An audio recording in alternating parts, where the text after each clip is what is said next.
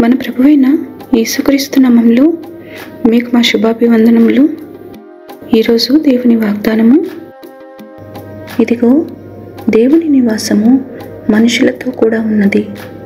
ఆయన వారితో కాపురముండును, వారాయన ప్రజల యందురు. దేవుడు తానే వారి దేవుడై ఉండి వారికి తోడై ఉండును. ప్రకటన 21వ అధ్యాయము 3వ వచనము. Look, God's dwelling place is now among the people, and He will dwell with them. They will be His people, and God Himself will be with them and be their God. Revelation chapter 21 verse 3. ప్రార్థన. ప్రేమగల ప్రభువా, దయగల తండ్రి, మాకై మీరు ఏర్పరిచిన నిత్య రాజ్యముకై, నిత్య స్వాస్థ్యముకై వందనాలు. యుగ సమాప్తి వరకు మాతో ఉండునని చేసిన వాగ్దానముకై వందనాలు.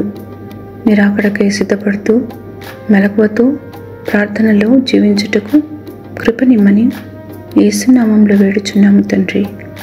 Amen. Have a blessed day. God bless you.